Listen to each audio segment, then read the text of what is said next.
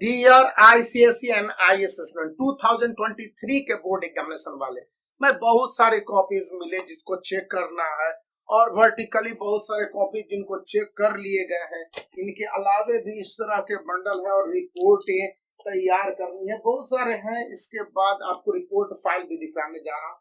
तो आखिर ये सारी बातें क्या करती, मैं आपको ये सारे बंडल्स हैं जिनमें कॉपी चेकिंग हुई है या फिर ये है जिसको कि लीगली तो बताना थोड़ा सा मुश्किल है, किस तरह से कॉपी चेकिंग होती रही है या होगी। इसके बाद है रिपोर्ट फाइल बनाने हैं। तो ये सारे रिपोर्ट फाइल मैं इसलिए दिखला दे रहा हूँ कि सारे रिपोर्ट फाइल इस तरह से बनते हैं। कहने का उद्देश्य क्या है, ये सारी बातें दिखलाने का मतलब क्या है? मकसद ये है कि बोर्ड एग्जामिनेशन से पहले जो सारे प्रोसेस चल रहे हैं स्कूलों में, यानी कि आपके सेंटअप एग्जामिनेशन है और सेंटअप एग्जामिनेशन के बाद भी बहुत सारे एग्जामिनेशन है, इन सारे एग्जामिनेशन का क्या मकसद है?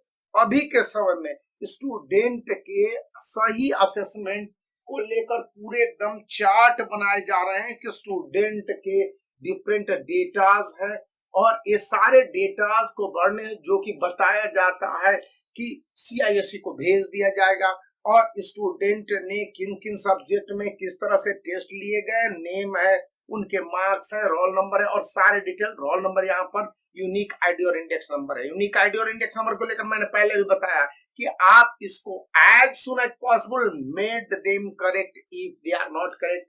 तो ये सारे रिपोर्ट्स हैं और फिर इन कॉपी की चेकिंग है जो बताती है कि स्टूडेंट के लिए नए पैटर्न मार्किंग स्कीम के साथ लगाए गए हैं कॉपी की चेकिंग को लेकर, स्टूडेंट के आंसर के प्रेजेंटेशन को लेकर और इन सब से बढ़कर कि किस तरह से स्टूडेंट हाई स्कोर कर सके अपने सब्जेक्ट में, चाहे वो इंग्लिश के सब्जेक्ट हो, हिस्ट्री और सिविक्स हो, ज्योग्राफी हो, इकोनॉमिक्स हो, आईएससी एंड आईसीएसई दोनों के लिए। आपको मैं बार बार कहता हूं कि जिस तरह से रिपोर्टें आई हैं और ये इंटीग्रेटेड रिपोर्टें हैं और इन रिपोर्ट्स का मकसद यही है कि स्टूडेंट पूरी तरह से तैयार है। बहुत सारे ऐसे ही कॉपीज है जिसको मैं दिखलाना पसंद करूंगा, पूरा दे दिया गया है, फाइल भी है। इनसे दूसरी बात पता चल रही है कि स्टूडेंट ने सब्जेक्ट मैटर को कितनी अच्छी तरह से पढ़ा है, सब्जेक्ट मैटर को पढ़ने के बाद उनको एनालिसिस कैसे किया है।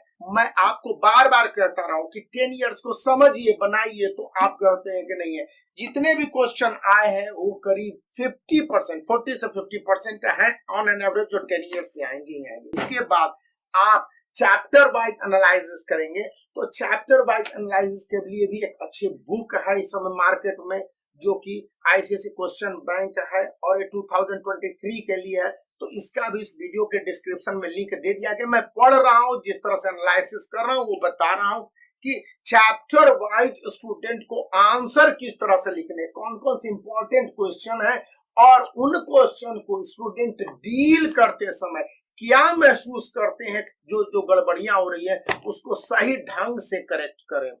इसके बाद सैंपल पेपर को लेकर भी मैंने वीडियो बनाया है, आपको पहले भी बताया हूं कि इस समय जो सैंपल पेपर है उनमें ओसवाल पब्लिकेशन, ओसवाल गुरुकुल का है, वो बहुत ही अच्छा है। तो इन सब का एक बड़ा उद्देश्य है कि स्टूडेंट हाई स्कोर कर सके बहुत आसानी से अपने बूते पर और अपने लैंग्वेज में आंसर को लिख सके। जैसा कि इंस्ट्रक्शन है मार्किंग स्कीम के तहत कि स्टूडेंट को मार्क्स तभी फुल दिए जाए जब स्टूडेंट ने as far as possible write their answer in their own word, possibly positively and process with correct steps. तो यहाँ पर ये सारी बातें हैं और ये बातें आपको सभी सब्जेक्ट पर लागू होती है। तो बने रहिए, make the black and blue and subscribe.